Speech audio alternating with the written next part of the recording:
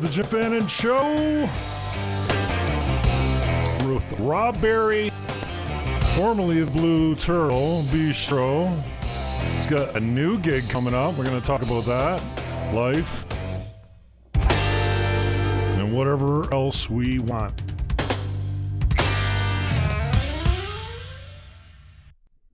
Oh, I always cut it too soon.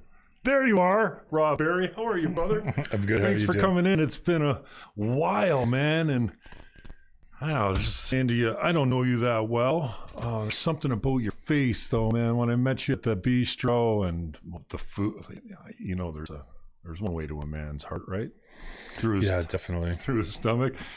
And I don't know how to say it any more than you're a wish in the kitchen, man. Your creativity and then your face is so kind, and then you're talking to you. I know you're in a business setting, so you want everyone to like you, but you're just instantly likable. And I remember I referred Jacob Bergsma to you, maybe get some website stuff done, and he's a guy that I got a fondness for too. Just a good man, and so I do enough of my bullshit monologue, political talk, and I've been really looking forward to this, and this week I've got more people-focused interviews coming up, so I appreciate your time. Yeah, absolutely. I'm a huge fan, and I'm excited about what you got coming up, and I'm excited to hear your story, because I think a lot of people, it's like you're saying, well, what do you want to talk to me for? I'm like, dude, well, come on. You've been through the ringer the last few years. We all have been recently with COVID, and I know you're recently widowed, and that's, man, I can't even imagine. I didn't know your wife, but I was a customer of hers at Massage for Health, is it called? Health and Body Works. Health and Body Works, and we were just talking about Christine Mango. What an angel. Just, you want deep tissue massage, or you got something ailing, she'll hurt you, 100%. but she'll work it out. It's really good. So just take a few minutes anyways, Rob. Again, appreciate your time to tell anyone that might not know who you are all about, where you came from, how you got to this point, where you're from. And just take as much time as you need to talk about who Rob Berry is. Okay. No pressure. Yeah, usually I really don't like talking about myself too much. I really don't know where to start. Like how far you go back, I only remember some things at 2 years old, but I really can't go back anywhere beyond there. But yeah, it'll be inspirational anyway. No, well, I'll just start with the food type thing. I've loved cooking for as long as I could possibly remember, and sort of got into that with my grandparents. And like, my grandmother always cooked. She made bread. She did everything, really. She would try to nationality?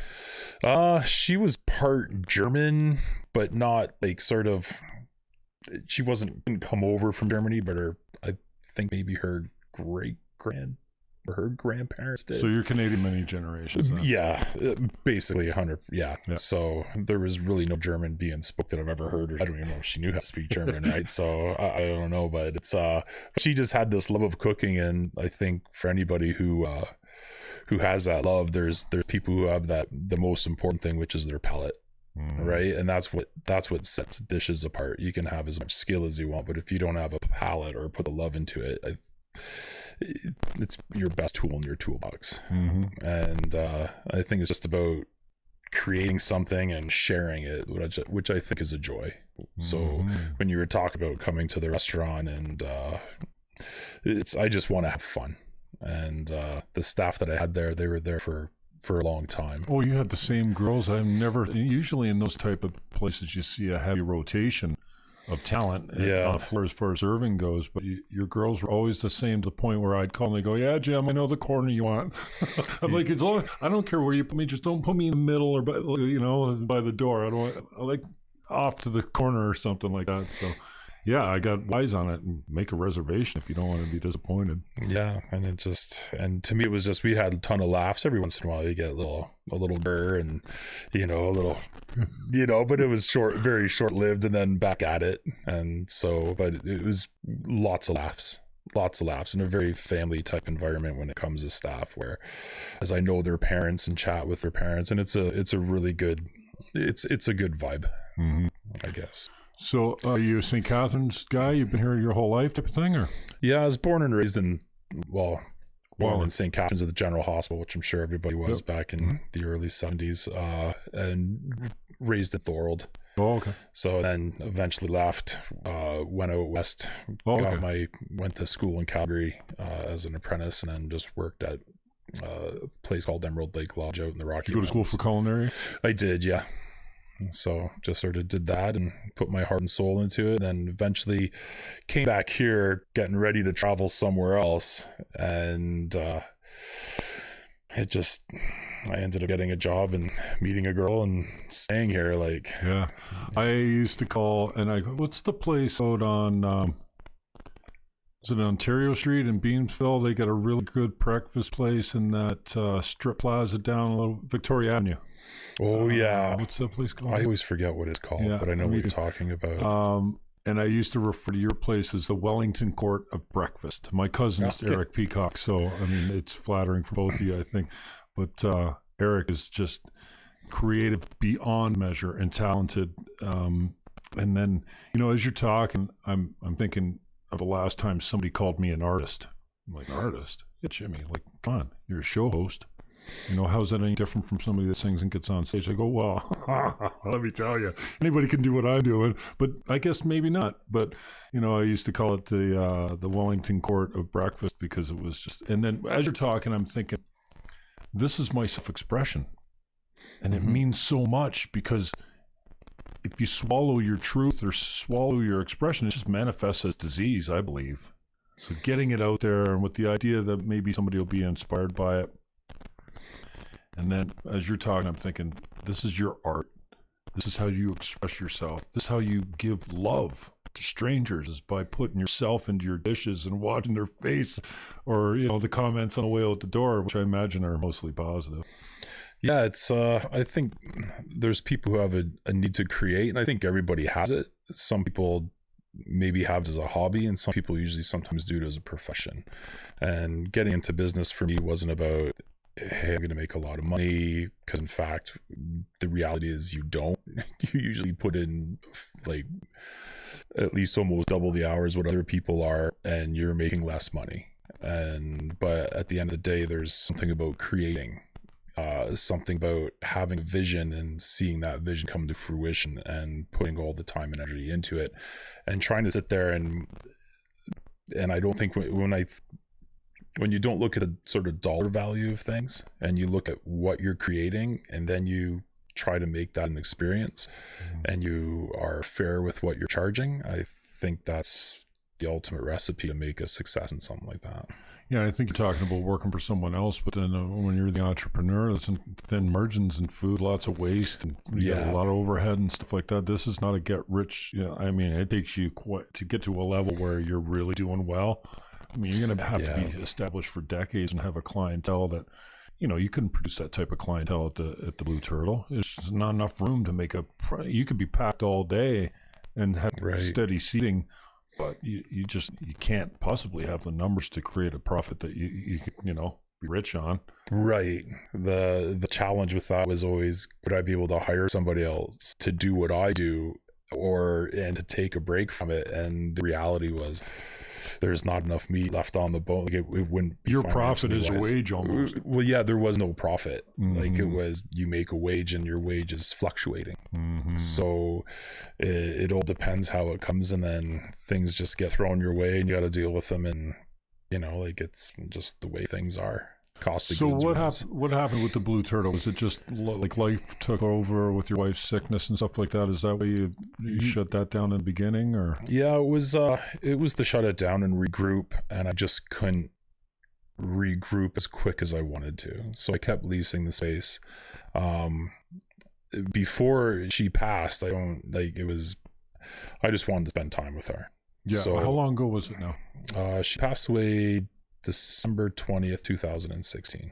Wow, that long, eh? Yeah, it's still just flies by, man. Yeah, and you just look at it, and it was 10 years for my mother. I swear it was yesterday. We're hanging out sometimes. You know, sometimes it feels like 100 years, sometimes it feels like yesterday. So 100%. And the one thing I find is that those you have a lot of emotions of joy when you look back on things, but sometimes you get those ones of hurt. It never goes away.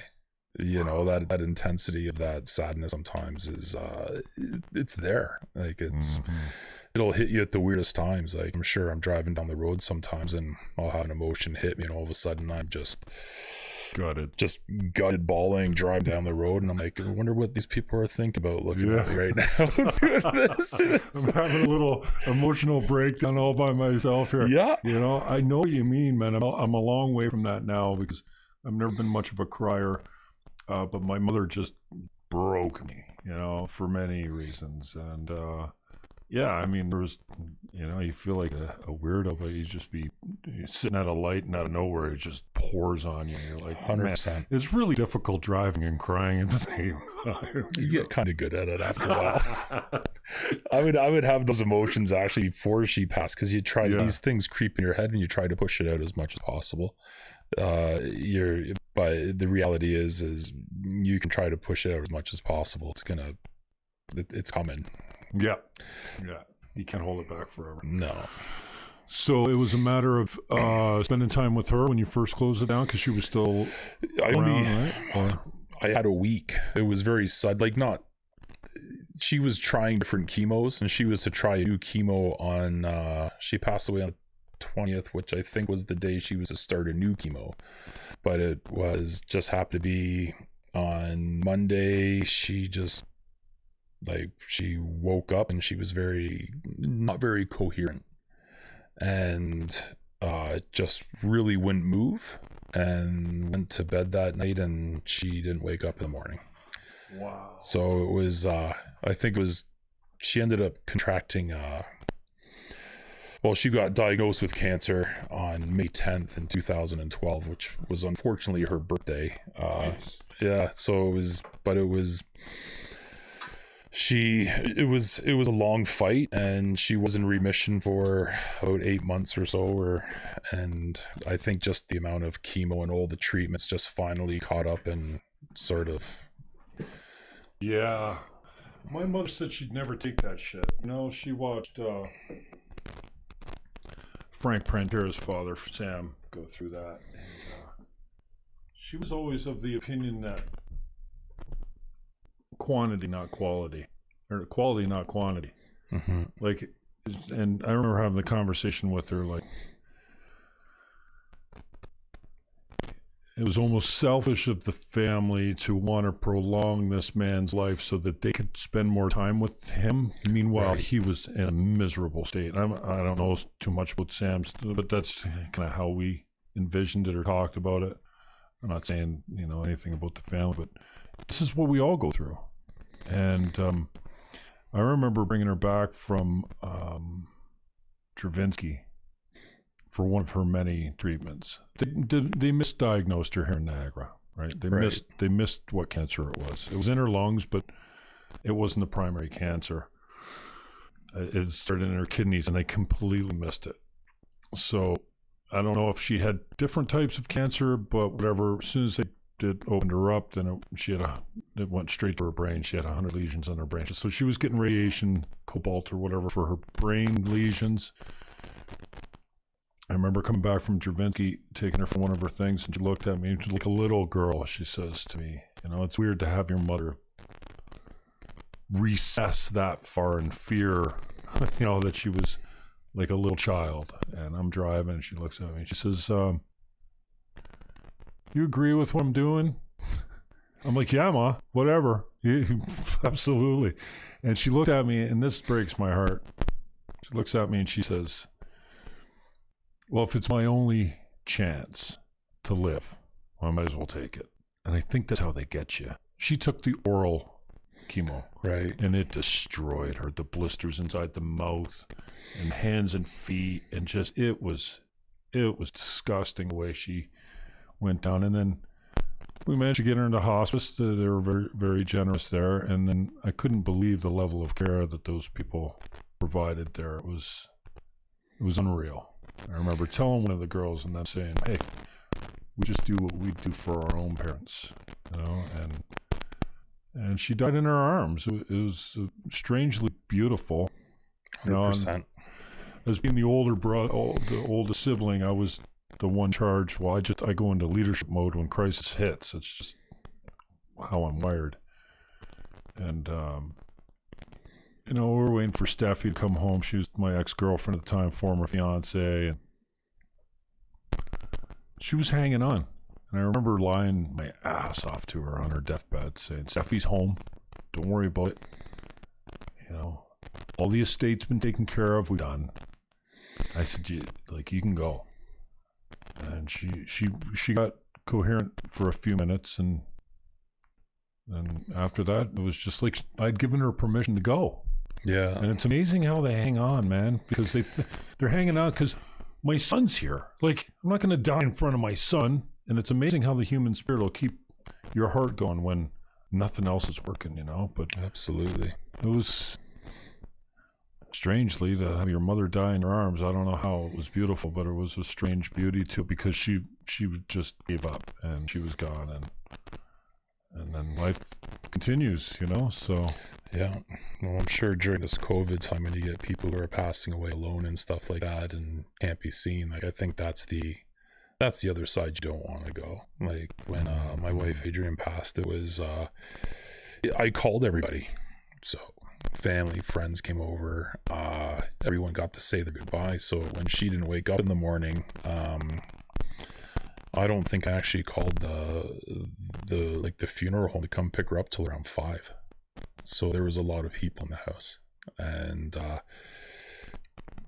it was good. It was really good. Yeah. And yeah, so everyone got to see her, and everyone got to sort of bound together, and you know, it was a good thing. And to me, that's a powerful beautiful closure, right? It is. Yeah, and without that, I mean, we all know so many people. You know, I was just talking to a guy today, it's a longtime friend, and he was talking about all the political division we all seem to be victim of these days, especially if you're on the right, you're a monster, you know, because you have to toe the party line. And he's like, even my grandmother, we got into it over Israel, and she had this thing, and you know, it's like we were talking, you have facts and they have an opinion. You can't argue with somebody with an opinion if they won't take the facts, you know, and that's what he's saying. She died, and bullshit, even though she was as much to blame. Yeah, I'm putting words in his mouth, but yeah, and we forget, you know, I heard a horror story of a guy that, you know, a guy in a home that took his life. He jumped out his window. He wrote a letter saying, you know, I haven't seen my family in 6 months. Forget this. And those are the stories you don't hear. They're like, wear your mask, shut the economy down, no dining, right. No dining. Like, they're ruining people's lives. And, you know, I firmly believe that the shutdown, the lockdown, and the effects on our mental health and our leaning on drugs and alcohol right now are going to kill far more people than this disease will. But it's a strange time right now, man. Yeah, we very seldom hear the horror stories, like the one, a guy jumping out his window and stuff like that, or the suicides. You know, the news doesn't talk about them, right? Or the drug addiction, or the lack of mental health, or something. So it's strange times, and you know, I don't know why I was looking forward to this interview so much, because in these strange times, I want to find some hope. You know, here's a guy that, like, he got young. He's 13 years old now. So, but yeah, he was young, too young to lose his mom. And you wonder, God, what the hell? What the hell did I do? You know? Well, it's the conversation. So after shutting down closing the turtle down right before she passed, I kept it shut down for a while. There's always choices to make, and for me, I could have kept working and paid for extra care and passed my son off to a bunch of different people, but for something like that, because he was just 9 turning 10, and I wanted to be there for any time he had an emotion.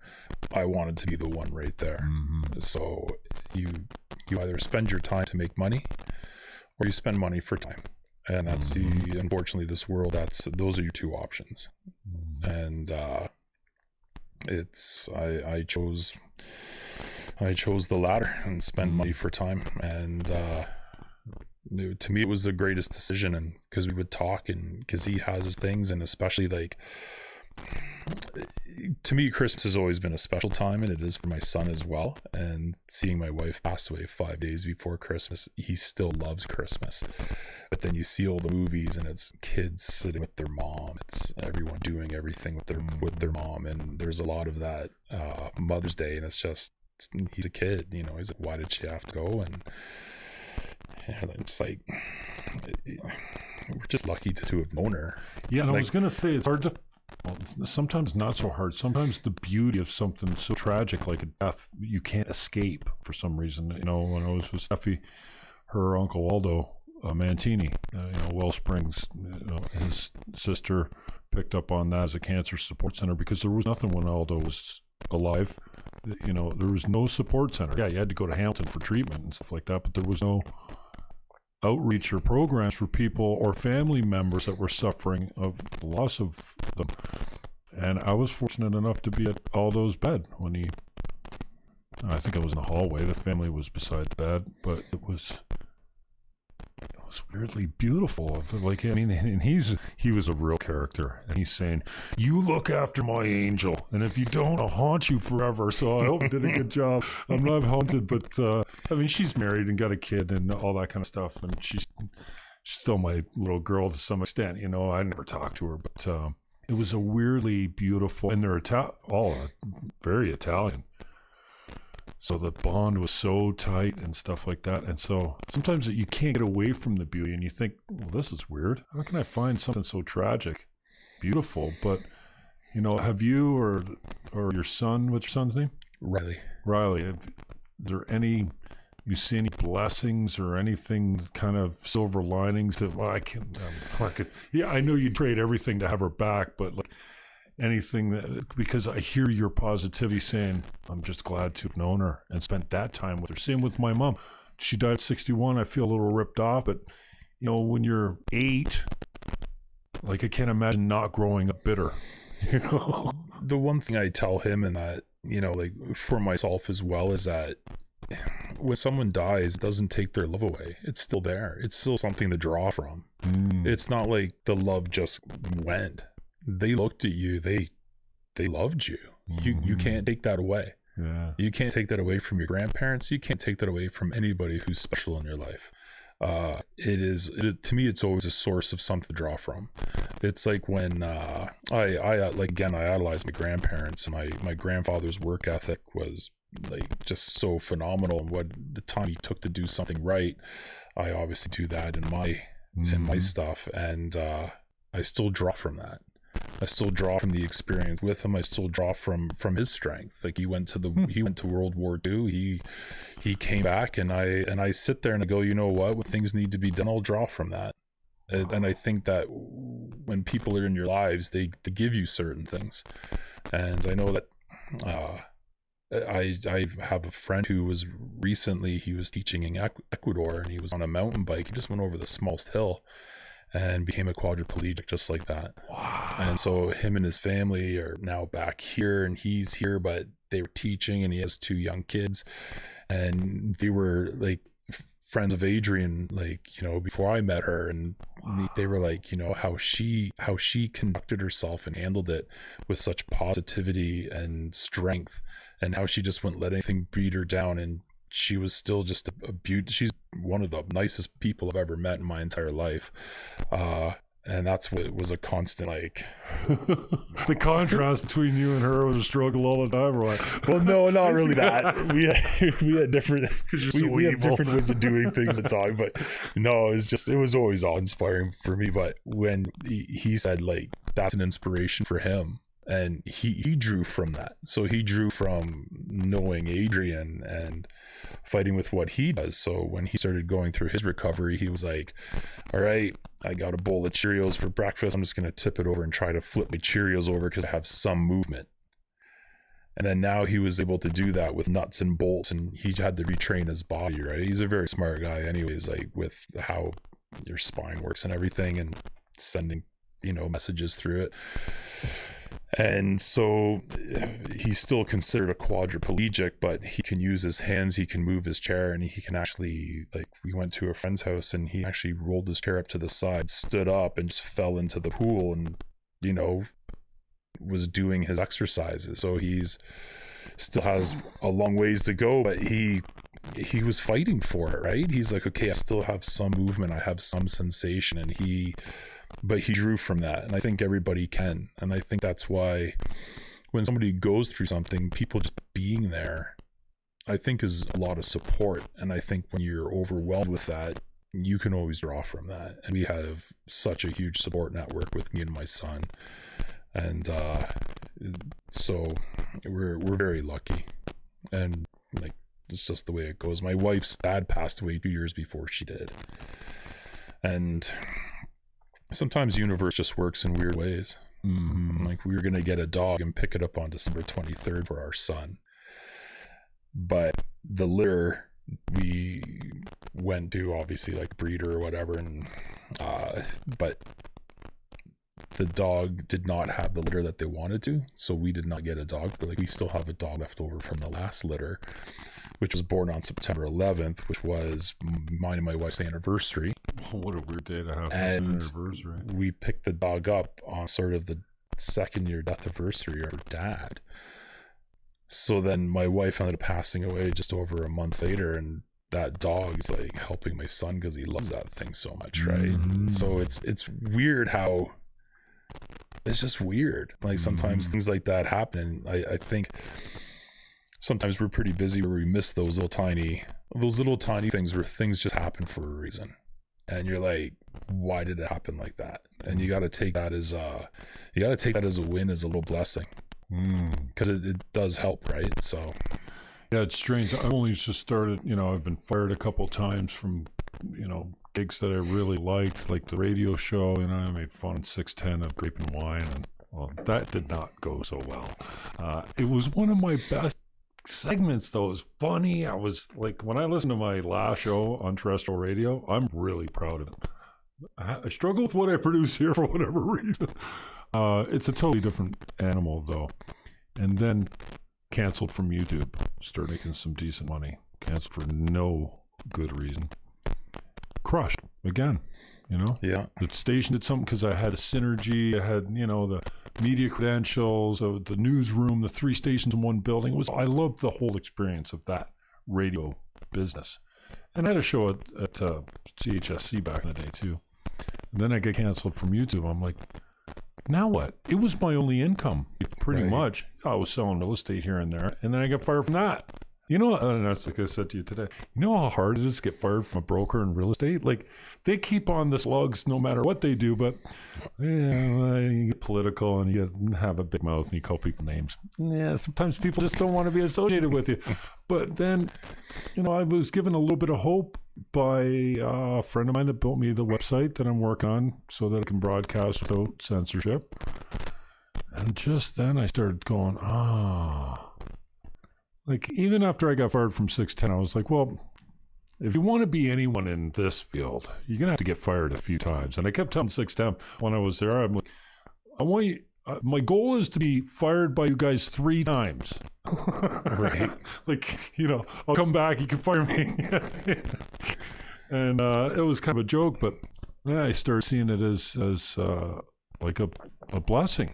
I'm not comparing myself to CERN, but he was fired from a bunch of gigs before he did anything good. Now he's an apologist, I think, for free speech. But to look back at your blessings and go, oh yeah, so God wanted me to go through this for a reason. And oh, by the way, it made me stronger. And look at all these blessings that were built into it, because sometimes you can't see them for years. You call it the universe. I say God, whatever. Everyone's got their oversoul, whatever. But I think the majority of people believe there's something after this life, and that there's like a power that's bigger than us that controls things somehow, or so how has, again, your son's name? Riley. So how have you kept him from spiraling downward in bitterness? Because it's so easy. You lose your mom, that give you bragging rights to be angry. Like, I had mine for 61 years. I'm still angry that she's not around. I mean, I'm not taking it out on people, but I don't have a 8-year-old or 10-year-old's mind either. So how has he handled it, and how have you kept him on the straight and narrow, because it's so easy for him to go, fuck it, I'm on drugs, I'll start breaking into houses, or, and sometimes good parents are not, you lose them, so how have you kept him on the path? He was a good kid to begin with. Like, so he's always lucky. had a big heart, so it wasn't like I don't know if there's any secret to it or whatever. For me, I just listen to him, and I try not to. There's a lot of talking. Mm-hmm. So even as a young kid, he's really good. He knows not to lie. He knows that's like, what, if you do something, I'll tell you what, you're not going to get in trouble for it. But if you lie about it, like, this isn't like you lose like a video game or a toy for a week or a day. Like, I'm usually pretty hardcore. Even when he was young, it's like, if you don't do this, then you're going to lose out for a month. I'm just going to go big right off the hop. So see what you do with it. Mm-hmm. So he's always been like, okay, I don't want to lose it for that long. so he's always been really good, but like we've never really had to worry about anything. So he's always been honest, and he's honest with his feelings, and sometimes he clams up, but it's just allowing him when he's angry to be angry. So you're allowed to be angry. Just make sure you also have to remember the good. And like, my goal is to take time off and help him with this, for us to really strengthen our communication, and to try to give him a good, clear mind, so that when he's in college or university, he's not sitting there drunk one night and is overwhelmed by an emotion of his mom, and then he makes a mistake that he has to pay for. Mm-hmm. And so my goal is to try to just... And we talk about Adrian, like, we talk about her in such a positive light, because she was such a positive person. So he knows the values of what his mom stood for, and mm-hmm. he knows the value of what we stood for as a couple, and he knows what I stand for. Mm-hmm. So, and again, we have a great support network, and a lot of friends, and like, just a lot of family. So it's so really tell me a little bit about her, because like I said, I was a customer of hers at the massage studio. Thank God for Christy. I was with Christy before she went to your wife's place. Mm-hmm. But just tell me a little bit about Adrian, and when you met her, and like how you got rolling. And did you meet her in town here? Yeah, I actually met her. Well, I saw her a couple times, and would always try to like put up the vibe or something. She would see me, put a vibe out. And which I don't really think caught her eye. Never worked. Right. So it was and so we met on July 1st, like actual first time we talked and whatnot. So it's safe to horribly say that there was fireworks, but yeah, extremely, like, that's like the worst you could possibly get, I imagine. So we just started dating, and then I never grew up with my dad. He left when I was 2. My brother was 6 months old, and my sister was like 4. And so he was never a part of our life. And he worked at GM, lived in St. Catharines, but wanted nothing to do with us. And for some reason, that really affected me. Whereas, like, I don't want to. You kind of feel abandoned a bit, right? Mm-hmm. There is effects from that. So I always looked at relationships and be like, I just want to do common law marriage, because I don't ever want to get married, and I would try to push serious relationships off as much as possible. Phobia. Yeah, just get close, back away, get close, back away, and so I met my wife, and that was kind of like that for a little bit. And then I was like, what am I doing? And 11 months after I met her, we bought a house together. And then I wanted to marry her, so I was like, I'm gonna marry you. And then we just went through that. And then, she went to Western. She has a bachelor in science, and then she went and did massage therapy. And she's, I guess what you would call a science nerd. Was really smart, loved school. I was the opposite, where I'm not going to say not smart, but I didn't really enjoy school. I didn't put forth an effort. Mm-hmm. And our son rides right down the middle. He doesn't like school, but he gets A's all the time. Wow. So it's like... How about the businesses? Were you guys involved in each other's businesses, or? Yeah, she was my support. Like, when I had left the Peninsula Ridge Winery after being the chef there, and I didn't like the politics of work. Really? Well, because I was like, I think we could be like we could be making money. We could be doing more of this. We should be more of that. And I felt, in my mind, I was like, if we keep doing this, the doors aren't going to be open for a while. Like, the structure has to change. Oddly enough, a year after I left, or 2 years, the doors closed. And and so I was like, I'm going to go out on my own. So I took a place that already had an exhaust hood where I didn't have to spend the money on that. I wasn't able to get a liquor license. So it was, hey, if you're going to go into debt, like go into debt with the least amount of money, try your stuff out. And because of where it was, the rent was fairly inexpensive. And for me, it was, if it didn't work out as a restaurant, then I can just go to a catering thing and have a plan B and a plan C. To me, it's risk or calculated risk. And I'd rather be calculated. So she was a huge support in that. She was always like, yeah, you got to go do it. You have to do it. And then when I was working late and not being home at much because her boy was only 6 months old when like I actually took over this lease, she would leave notes around the house, you're doing a good job. So I'd get home at like 11 or 12. She'd be like, you're doing such a good job. Keep it up. We love you. And it was just so supportive. Wow. And that's what I really was drawn to her about, like when I first met her, was she checked off all the boxes that I needed as a person, like different boxes checked for different people. But she was just a naturally genuine good person. Like she would never get angry. Which her being with me, that's a necessity. She got a sister? No, not for you.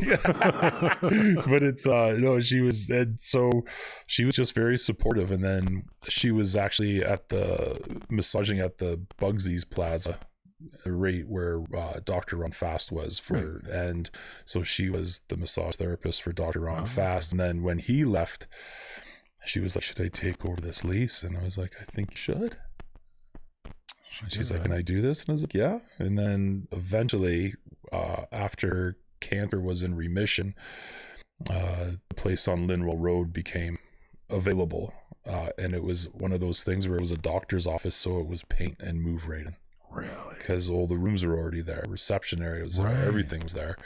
So again, she's like, should we do this? It's like, oh, we should totally do this. And it was a lateral move cost-wise overhead. Wow. So and she had a detached building with parking and all that kind of stuff. Yeah, it was great. It's a great location. And we just live right down the street. So do you? Yeah, we had bought in Thorold, and then we had moved to St. Catharines and right to just close to the south of Lakeshore, not really the north end, but somewhat. And and then I purchased the building on Russell Avenue, which is now going to be the new place that I'm opening up. Was that multiple offers on that place when you bought it? Was it the hot real estate market? Because I wonder if I know that place. The one on Russell Ave? Yeah. Actually, both places were pretty lucky. No, there was not a lot of offers on that one. The Linwell one, we saw, Adrian drove by and she saw the realtor hammering the sign into the ground. She pulled over to the side of the road. That's how it's supposed to happen. And I said, call him. She called. He just left. He came right back. Yeah. We sat there. He talked to the doctor. It was done in 2 seconds. Come on. Yeah. And the doctor was probably just happy to hear that it was going to another medical professional. Absolutely, yeah. I don't know, but it was one of those things where it just works out. Like her lease was coming due, I think 120 days at the sort of Bugsy's Plaza there, and once I think within 90 days they're like, okay, well you have to renew for X amount of years, it's in the contract or whatever. And I kept telling him, like, why don't you ask them what you want to rent for? And they're like, no, they said they have time. And I was like, well, it just worked out that way. And for Russell Avenue, that building was pretty dilapidated. It was a complete gut. Okay. So new roof. Are you handy with any of that stuff, or you got good connects? Some of the stuff I can do, some stuff I can't. Right. Like electrical, I can change like light fixtures and stuff like that. So how much of the labor you figure you were taking on yourself? Half of it, or? No, less than that. Okay. Just because some stuff I can't do. Yeah. But it was, so these people had this place listed for, I think it was $125,000. Really? And I went and offered $75,000. just because it needed a new roof. It needed, and how many years furnace was roached. This would have been 2014. Okay. So you had it a while. So that was like September, and they said, well, we'll go down to 110. I said 85. Like, everything has to be replaced. Everything. And you couldn't even use the doors. Like, there was nothing of use. Just take it down to the studs. The insulation was like knob and tube. Yeah. And so they said no. I walked away, and then the following February, after September, they had it listed for 110. So I offered 85. Ruthless. They came down to 100, and we settled on 90. Wow. Just because they wanted to finally get rid of it. It was one of the toilets had busted in the bathroom because they didn't turn off properly. And it was a complete gut. Mm-hmm. Like, it was not good. So how much money you got in it now as far as improvements goes? To me, it was a fair price because you were just paying for the property, and with what I've put into it, I would say that with the 90 plus what I've put into it, it'd probably be around 220, 230, which was probably around the going rate for a building back then of that quality. So and now it's double that. Yeah. Mm-hmm. But it was a fair market. Like, I wasn't trying to rip them off. No, it was a debt. And you did the right thing. You walked away, no hard feelings, and then they came back and said, "Okay." You feel guilty if you snake it from someone. You make them take your deal under pressure because it might not come back again. But they had their chance, and then it didn't come back again. And then 6 months later, they're coming back to you. So that's the way you got to do it. Yeah, but when you don't feel your neck and go, no, because. A guy like you or me, you take advantage of somebody on the price of their home, and you're just like, oh, geez, I'm going to have a hard time sleeping tonight. You know what I mean? Like, I feel like I've ripped them off at some level, but that's the way it's supposed to happen, And you go, this is what it's worth me. If we can do a deal, great. If not, see you later. And it's not cheap. The HVAC was $16,000. The roof was 72 because it was it was tile on cedar shake. Like, so the stripping. So they had to reboard everything, and then like 10 plus for electrical, 10 plus for plumbing, like over 5 for windows, like 3,000 for doors. Like, this is all new everything. Yeah, like, you're just talking a whole new everything. So is the bungalow? Yeah, honestly, it's just. And you got commercial zoning or legal non-conforming use? Oh, it was already commercial zoned. It was an old Heinz appliance store, and then it was a little variety store. So, and then there was the access to the basement was a walk down, right? And the retaining wall was caved in. So how the city wanted it done, that was a $25,000 expenditure, because the building's only 16 feet by 50. So to put stairs on the inside would be, you're using a lot of square footage. Mm-hmm. So it was to go down on the outside, which needed to be replaced, and that's code for that is a big deal. Yeah. So, and if you don't have the excavators or no guys, that's big deal. My buddy just did a walkout on his, but he did most of the work himself. Like, he poured the stairs literally himself, type of thing. So like it's a big deal. It's the way it goes. So, but you can't really do anything about it. So some people are like, "You got it for that." And it's like, yeah, but it was a fair price. Yeah, it was a fair price. Especially, you had to put double what you bought it for in to repair it, to get it back to even regular use. So it is what it is. But so tell us what it is. What's the name? I'm calling it the tangerine tortoise. I'm kind of being lazy. Like, now that's hilarious. Yeah, it's same logo, turtle, different color. Like, just so, let's see. Let's go here. Display no camera. We can go over here for a second. Here's the blue turtle logo. Okay. The tangerine tortoise. Okay, yeah. So yes, a little bit lazy. A little bit lazy. Put your energy into your food, dude. I'm good with it. You can you plagiarize yourself all you want. I'm fine with it. Tangerine tortoise, cool. Well, and what are you doing? I'm calling it a neighborhood eatery, but it's going to be just familiar foods but done differently. Okay, so all day? Right now I'm just gonna, during COVID, it just makes sense to open up at, I might just do Wednesday to Saturday from 4 till 9. Okay, so a dinner place. Right, it'll be licensed, which is why I'm calling it a different name, which is actually a name that Adrian had picked out when we first were talking about it. She's for the new place. Yeah, because I was gonna have 2 places, and she was like, "What about the tangerine tortoise?" And I was like, "I kind of like it." She's a little cheeky, huh? Yeah, so I was like, "I really like that," and like we would just always talk about things, and yeah, so. And it was, so no breakfast and lunch. Then you're going away from what your what the Blue Turtle was, because you weren't open for lunch there at all, were you? You're closed. There was lunch, but it didn't make up. It only made up maybe 3 to 4% of our actual business, though. Oh, did you do a lunch or did you just do breakfast still too? We did lunch, and sometimes I tried different things. Right, like I had. I remember one time we had 5 or 6 lunch items on there, but again, people would just come in and not order it. So it's like, why am I having this? And working on all the prep, and people just dictate what you do sometimes, and breakfast was their thing. So, and there's a lot of breakfast spots right now. Like there's a lot of breakfast spots. Yeah, you don't want to be in competition with those guys now, because it became a fashionable. Well, there's a need for it. People like go to Maripol, not very often, but it's a $50 breakfast, man. Like for 2. Yeah.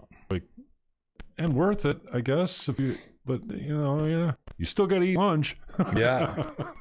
And breakfast is a different. It's a different sort. Used to be $6.95 plus coffee. Like, I mean, come on.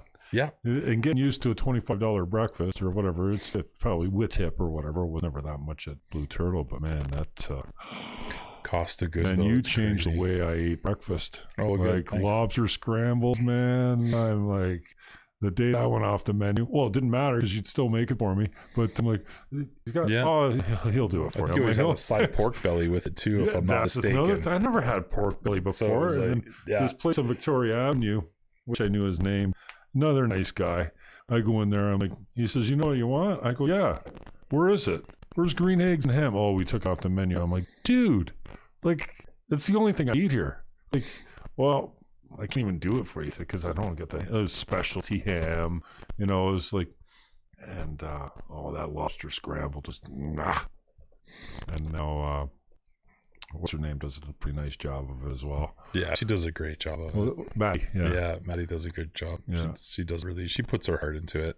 Yeah, and it's nice to see. She birthed a place. I can't imagine how risky that was for her. I don't know what type of backing she had, but she didn't look like a girl that was ready to lease a commercial spot and open her own restaurant. But through your leadership and inspiration and help, like you assisted her a lot too. I remember going there and she says, "Oh yeah, I took all his cutlery and place settings, and you see that over there? Yeah, that's Rob's." I'm like, oh wow, like that just filled me up so much from the standpoint of like, you didn't need to do that for her.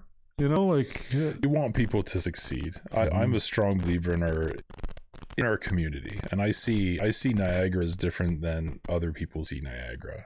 Like I see every municipality fighting for whatever they're fighting for monetarily wise. I kind of believe in a bigger picture of a Niagara sort of tourism area. The wineries run one way, breweries run another. We have distilleries that are on their own. No one's combining these places, and everyone's sort of doing the same. There's a couple places that do things uniquely different, but they're not very many. So today I was actually painting the front door at the Russell Avenue property there, and a fellow came by and he said, "What kind of food you gonna have?" I was like, "Well, it's gonna be familiar but different." And he's like, "Are you gonna have French fries?" I'm like, "There's no exhaust hood, so there's no deep fryer, there's gonna be no French fries, but I will have a potato something." And he's like, "Oh really?" And I was like, it's I'm not going for convenience. Like I'm not. It's not a fast food. I'm not doing what everybody else is gonna do. Like I see all these posts on Facebook. It's like, who has the best chicken wings? I don't know. They all get their chicken wings from the same place, and if they're hot, they use the same oil for their deep fryer, and they use the same Frank's Red Hot sauce, and use the same carrots and celery and the same Kraft blue cheese. So I don't know who has the best wings. I don't know. I can tell you it's Fat Louie's. Go to Fat Louie's. Good wings there, man. Yeah, they do. They're big. And they're big. And I think that's the best part is I think if you go to a place with small wings, it's like, okay, they're a little dried out. But it's there's just little subtle differences, right? Like people maybe brine their wings right beforehand and kept them juicy because how good is a chicken wing the next morning? Not good. It's dried out. So you brine it in sugar and salt for an hour or two before you deep fry them? Yeah, like even overnight, that's 24 what we do hours. for the turkeys. Yeah. No, I don't do a turkey 100%. without 24 hours submersed in a brine. And if you did the same with chicken wings, would you have juicier chicken wings? Yeah. So well, you can't cook the chicken wings in a plastic bag, though. That's how I'm doing my chicken now. I can't do a turkey without the bag. Like, it's just so juicy taking it out of the bag. You gotta brown it up and do whatever, but I'm a huge fan of the bag. And that's the difference of things. So it's who has the best nachos? I don't know. They're all using the same chips. They all have the same cheese on it. There's like, okay, sour cream, salsa. You never get enough of it, so you always have to order more. It's like, and to me, it's who's doing things slightly different to really. That's familiar with people, but gets people to try something slightly different, which is, I guess, what the Bleu Turtle was doing for breakfast, was to make it the same as what people are experiencing, but slightly different. For example, like an omelet. A lot of omelet, you go to the $6.95 breakfast places, it's a flat top.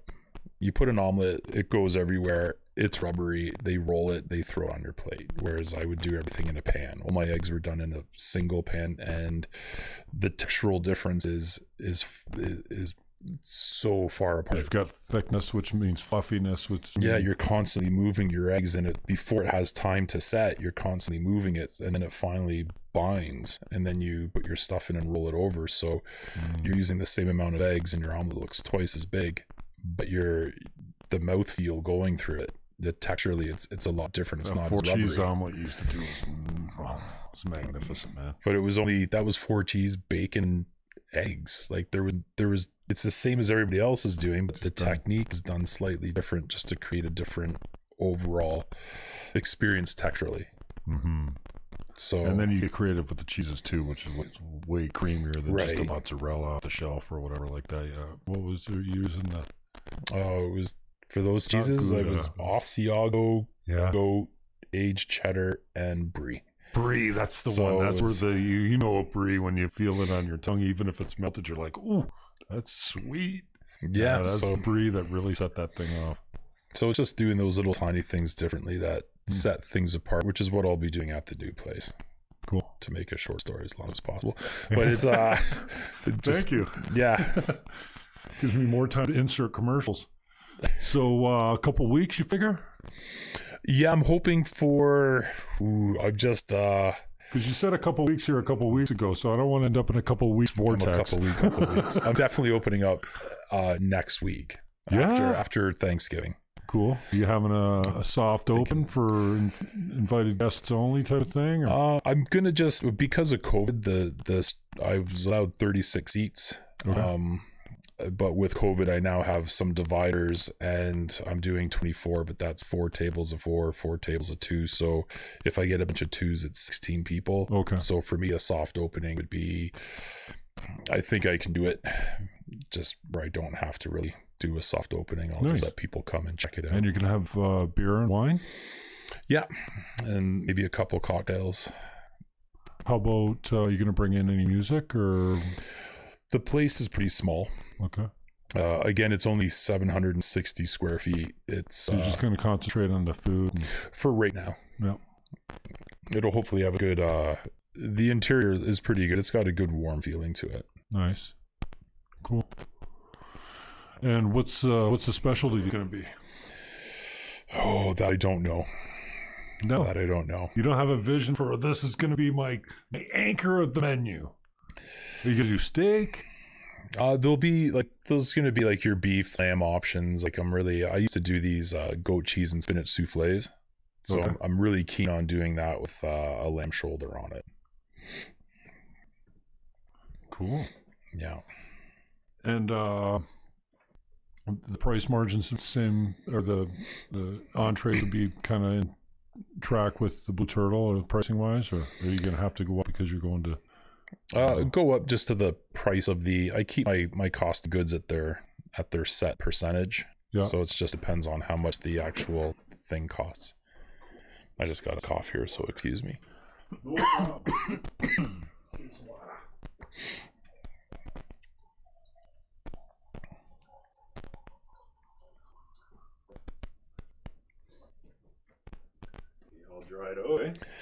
Yeah, I get cotton mouth. Like, especially when I'm talking like this, when I get nervous, it's just like... You're not nervous. You don't seem nervous, are you? Oh, yeah. Oh, yeah, yeah. I feel I should have like a you know what? I give you a props, in my Rob, mouth. because you know what? I've been working on you, a little bit. Like back in the day, I wanted to bring you on 610. You're like, no, I'm not that guy. That's not my thing. I have a hard time talking about myself. Yeah, and so thanks for stepping outside of your comfort zone. And initially, I think you were like, "What? For what? Like, no, what's anybody want to hear me talk about?" And didn't take long before you're like, "Yeah, I could get enthusiastic about this," because having fear and being scared and stuff like that, all just selfish feelings that we're just taking on for ourselves. We're not really present to like, wow, like I could help someone. You know what I mean? Just your story. And that, I appreciate the humility of you saying, well, like who really cares about my story? I cared enough to, because I don't know the whole story. I didn't know Adrienne. I may have met her here and there, but I wasn't, I knew her business. I certainly knew when she passed on, and I was a regular customer of yours.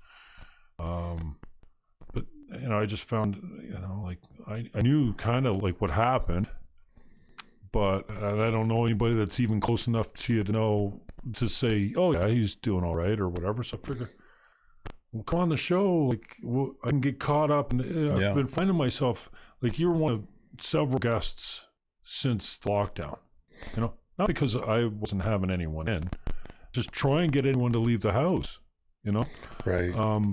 So, I've had a few, and I've got interviews all week. I had Zoom yesterday. I've got Jennifer Lynn coming in tomorrow. She's going to play 3 songs and talk about type of, and, she used to play at my church. So she's a talented songwriter, and I met for coffee the other day for the first time, but, I just figured like, I'll get to know you here, and then people that are like, well, yeah, what's Rob been up to?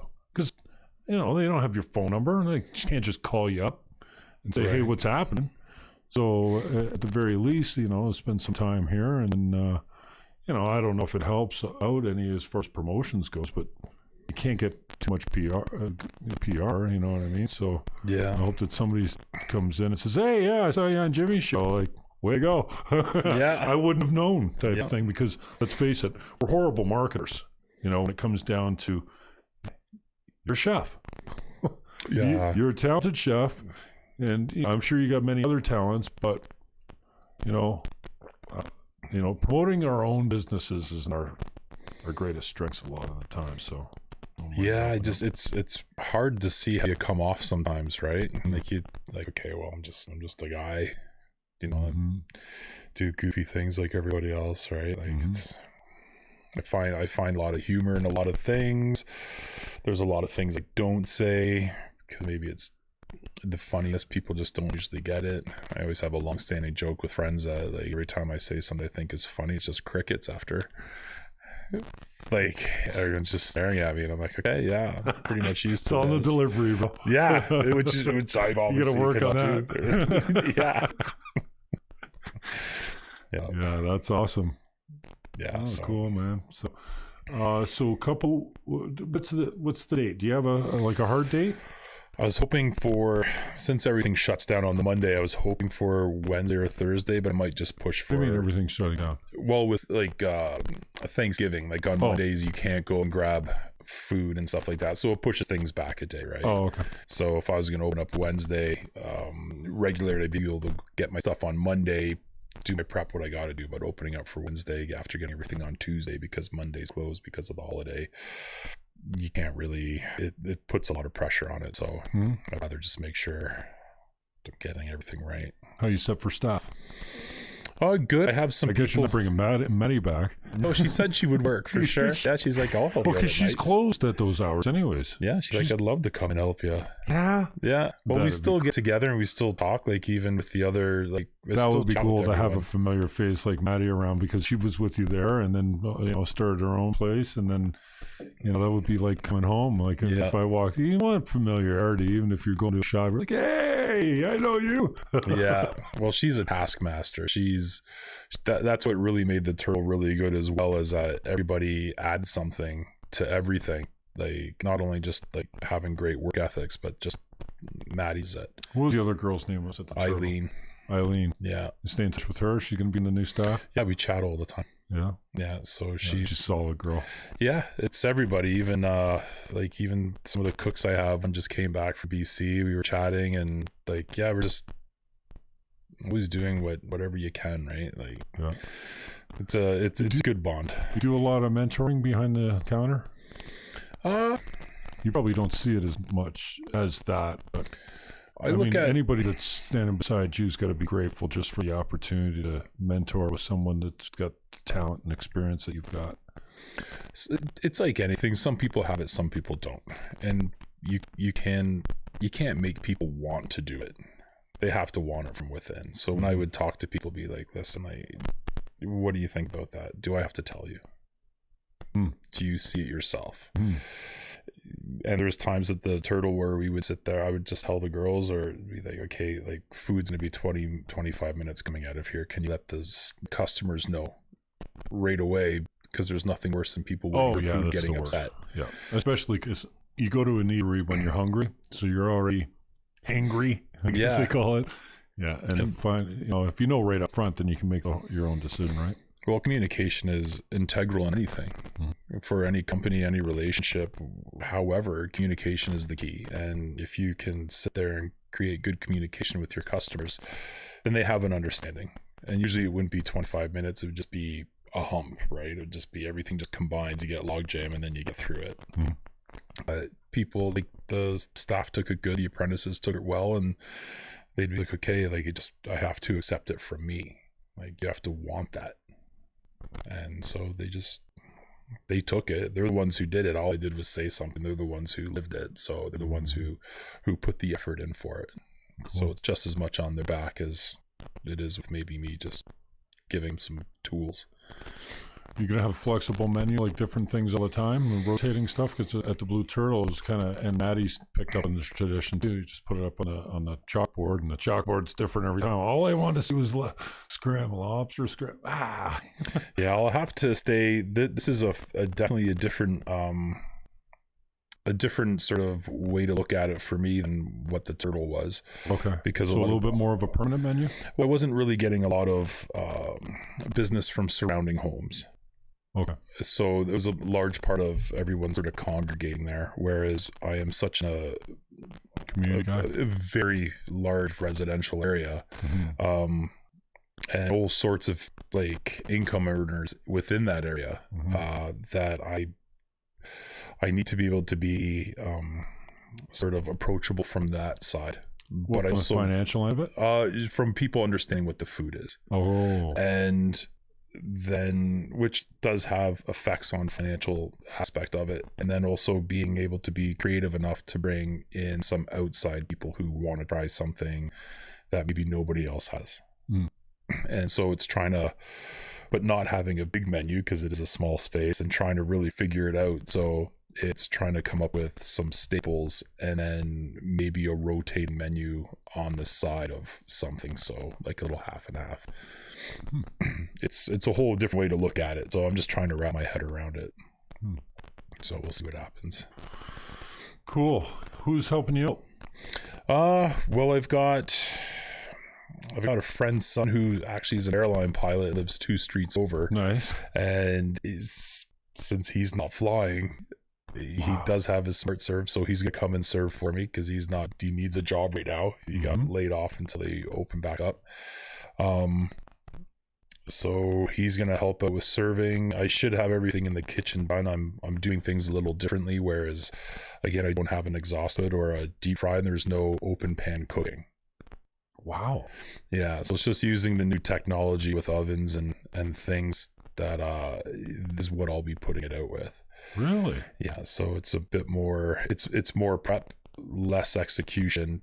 Really? But the food will be, there's no compromise. Wow. Yeah, so it's a whole different ball game. Wow, no open pan. I can't even imagine. Yeah, it saves everything. Yeah? Yeah, well, because you have to clean your hoods if even if you're not a busy place, you have to clean them at least once a year. That's $1,000 expense. Then you have to get your fire suppression system looked at twice a year, which is $150 each time. So if you have a deep fryer, you're constantly changing oil. Then you have a bin. It's there's so much to it. Really? And just then for the fryers, eh? Yeah, well, just because you need that exhaust hood, which is expensive. So you can spend your money on the exhaust hood and get really cheap equipment. Like you can get a 6-burner gas range for $1,500. You can pick up a big deep fryer for $1,000, but your hood is your main expense along with the fire suppression system.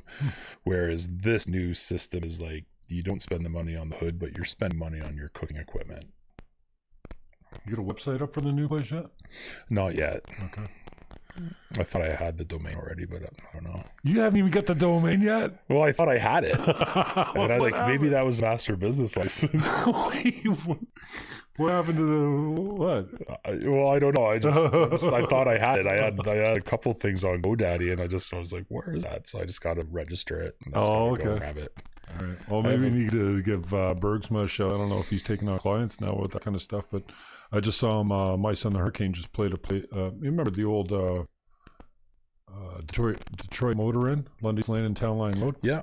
Yeah. It used to be a strip club, or Dan's had it for a while, and Ashak Morani owned it at one time. Me and Steve Petreka from the Hideaway were going to rent that one time, and anyway, I didn't know where it was. I drove to the freaking drive-in because it's called the drive. I don't know. They called it a drive-in, but no, they got an outdoor stage and just cars.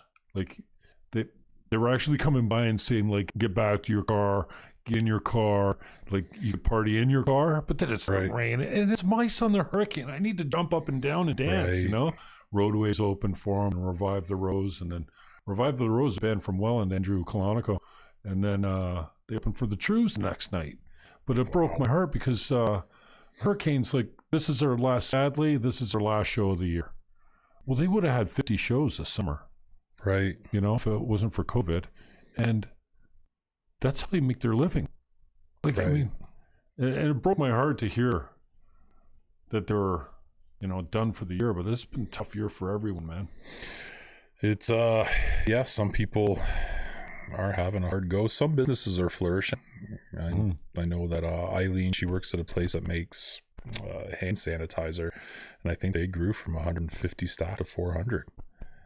And so Dylan's Distillery, or and there's Dylan's doing their thing. Like there's people making a go of it through this, but there's people who aren't, and the restaurants some people have been wiped out. Thank God we don't have riots to worry about like in the States, man, because people are getting wiped out by riots. I was reading about this guy that was, he was in a vintage toy business. Well, they came in and took all his vintage. You don't rebuild a business like that. He spent his whole life going around collecting vintage toys, and then one day his ship just got looted and burned to the ground, and like he's done. He's finished, and that's why I come back and I said, I don't know if Jacob used to do a nice job with the social media and the marketing and the, on a professional level, but as a kind of like a sideline because he was busy with Hurricane. Right. So he had Danny at Blackbeard's. He did a lot of work with him for years. I can't remember what he charged per month, and it's not cheap. But hey, you only got to sell a couple plates to break even on that. A few plates, maybe many plates a month, but. Usually, I mean, that's where I don't know why anyone would advertise on the radio, in the paper, or anything now. It's just, there's no way to track it. At least you put it on Facebook. Like for the 2 weeks of your first opening, it's everywhere. Like you cannot get away from a Facebook ad if you saturate it properly. Everyone, doesn't matter if they're looking at a USA Today article or, St. Catharines, don't read the St. Catharines Standard, the Standard art, it comes up. Like, and you can target the age, the demographic, the area. For instance, I used to work for Remax Garden City, Wayne Quirk's office, and now his son David is doing the SEO. Well, Wayne's kind of a dinosaur from the. Well, in a lot of ways he's dead, but he's an older guy, right? So he doesn't have the charisma that comes through like a young model would, and so David can't convince him to hand it off to someone else, but he also couldn't convince him to do the digital marketing. He's always phone book cover, the back of the phone book, dude, phone book. Like, stop it.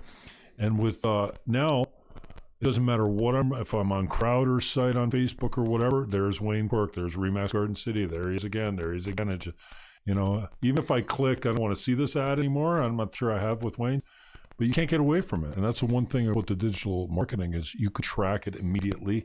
You can target the people you want, the income, the sex, whatever, their marital status. It's really focused, but, yeah, it's so much room to grow there. And if you don't know what you're doing there, which I don't, Jacob or someone like him, it's nothing to pay him $100, a month for a few months to get rolling and get the name out there. Because when you're new, man, it's make it or break it. And I know that a guy like you is certainly going to have a lot of word of mouth business, right? Because like for me, what fills me up other than the kids is like music.